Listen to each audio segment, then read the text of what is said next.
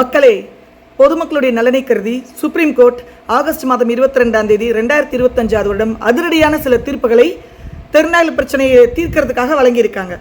கிராமப்புறமாக இருந்தாலும் சரி, நகர்ப்புறமாக இருந்தாலும் சரி, நிறைய கருத்தடை மையங்களை உருவாக்கி தெருநாய்களை வரிசையாக பிடிச்சிட்டு போய் கருத்தடை செஞ்சு ரேபிஸ் தொற்று வராமல் இருக்கிறதுக்கு உண்டான வேக்சினேஷனையும் போட்டு எந்த இடத்துல அந்த டாக்ஸை எடுத்தாங்களோ அதே இடத்துல கொண்டு அந்த டாக்ஸை ரிலீஸ் பண்ண சொல்லியிருக்காங்க.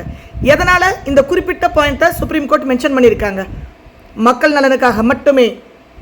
இப்போ ஒரு நாயை நம்ம வீதியிலேருந்து எடுத்துகிட்டு போய் ஒரு 5 வீதி தள்ளி இல்லை பக்கத்து ஊரில் இறக்கி விட்டாங்க அப்படின்னா இந்த நாய்க்கும் அங்கே இருக்கிற நாய்களுக்கும் பெரிய வாய்க்கால் தகராறு, வரப்பு தகராறு ஏற்படும்.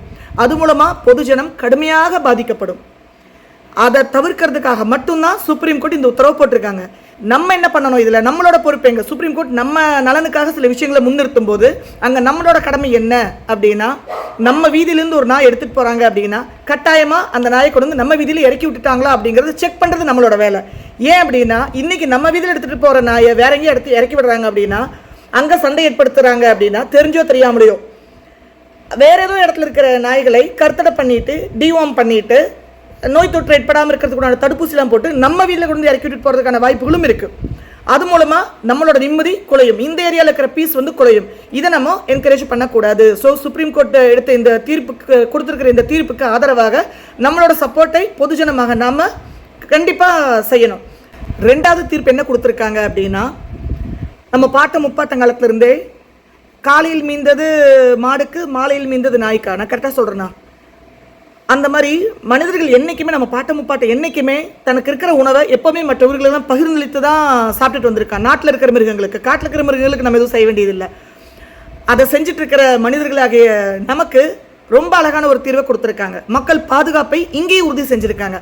அது என்ன அப்படின்னா, அரசாங்கம் மூலமாகவே அந்தந்த லோக்கல் அத்தாரிட்டிஸ் மூலமாக, முனிசிபல் கார்பரேஷன் இருந்தாலும் சரி, கிராமப்புற பஞ்சாயத்தாக இருந்தாலும் சரி, அந்தந்த லோக்கல் அத்தாரிட்டிஸ் மூலமாக ஒவ்வொரு இலாக்காவிலும் ஃபீடிங் ஜோன் அப்படின்னு ஒன்று கிரியேட் பண்ண சொல்லியிருக்காங்க, கட்ட சொல்லியிருக்காங்க. எப்படி நம்ம நிழற்குடை அமைச்சிருக்காங்க, அந்த மாதிரி அந்த ஃபீடிங் ஜோனில் உணவும் நீரும் நாய்களுக்கு ரெகுலராக வைக்கப்படும். நாய்கள் அங்கே வந்து சாப்பிட்றதுக்கு பழக்கப்படும். அப்போ அந்த மாதிரி அவங்க ஜோன் கிரியேட் பண்ணினதுக்கு அப்புறமா நம்ம தெருவுக்களில் நாய்களுக்கு உணவு வைக்கக்கூடாது. ஃபீடிங் ஜோனில் தான் போய் நாய்களுக்கு நம்ம உணவு வழங்கணும். இது மூலமாக நம்மளும் அரசாங்கத்துக்கு சப்போர்ட் பண்ணலாம். நம்மளுடைய வீதிகளும் சுத்தமாக பாதுகாக்கப்படும். ஸோ இந்த பிரச்சனைக்கும் அரசாங்கம் ரொம்ப அழகான ஒரு தீர்வு நோக்கி நகரணும். அதுக்கான உத்தரவைத்தான் சுப்ரீம் கோர்ட் பிறப்பிச்சிருக்கு. 3வது விஷயம் என்ன அப்படின்னா, அக்ரெசிவ் டாக்ஸ் அப்படின்னு சொல்லப்படுற ரேபிஸ் தொற்று இருக்குமோ அப்படின்னு சந்தேகப்படக்கூடிய நாய்கள். அக்ரெசிவ் டாக்ஸ் நம்ம பொதுவாக சொல்லிட்டோம் அப்படின்னா, 2 வீலரையும் 4 வீலரையும் துரத்துற நாய்கள் அக்ரெசிவ் டாக்ஸ் கிடையாது, ஹைப்பர் டாக்ஸ். எப்படி மனுஷ குழந்தைகள் ஹைப்பர் ஆக்டிவ் குழந்தைங்கள்லாம் இருக்காங்களோ அந்த மாதிரி விலங்குகளையும் சில ஹைப்பர் ஆக்டிவ் இருப்பாங்க. அவங்களுக்கு ஏதோ ஒரு வண்டி ஏற்றிருக்கும், அவங்க குட்டீஸ் மேலே ஏதோ ஒரு வண்டியில் ஏறி போயிருக்கும், குழந்தை குட்டியில் அது இழந்திருக்கும், அதனால அந்த நாய்கள் ஹைப்பர் ஆக்டிவாக இருக்கும். சில வண்டிகளை பார்த்தா, சில வண்டிகளில் மூத்திரவாடை வரும், மற்ற நாய்களோட மூத்திரவாடை. அது வரும்போது இந்த இலாக்காவை பாதுகாக்கிறதுக்காக அந்த வண்டியை துரத்திட்டு போகும். அந்த வீல் ஓடுது பார்த்தீங்களா, அந்த சவுண்டு வருது பார்த்தீங்களா, அது சில நாய்களுக்கு ட்ரிகர் ஆகும். அந்த மாதிரி நாய்களை சுப்ரீம் கோர்ட் மீன் பண்ணவே இல்லை.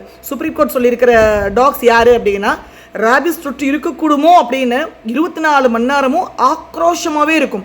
அந்த நாய் ஒரு 2 நிமிடம் கூட அமைதியாக இருக்க முடியாது. அந்த கடிக்கும் எண்ணம் வந்துகிட்டே இருக்குன்னா அதோட மூல நரம்பு உள்ள வெடிச்சு ஒவ்வொரு நொடியும் அந்த நாய் செத்துட்டு இருக்கும்போது தன்னோட கோவத்தை அது என்ன பண்ணுதுன்னு அதுக்கே தெரியாது. அந்த மாதிரியான நிலையில் இருக்கிற நாய்களை பார்த்தா மட்டும் அத்தாரிட்டிஸ்க்கு கூப்பிட சொல்லியிருக்காங்க. அவங்க அந்த டாக் எடுத்துகிட்டு போவாங்க, அப்சர்வேஷனில் வைப்பாங்க. இந்த நாய்க்கு நிஜமாவே வேறு ஏதாவது பிரச்சனை இருக்கா அப்படின்னு அப்சர்வ் பண்ணுவாங்க. பிரச்சனைக்கு உண்டான நாயாக இருந்ததுன்னா அதுக்கு தீர்வு இருக்காங்கிறத பார்ப்பாங்க.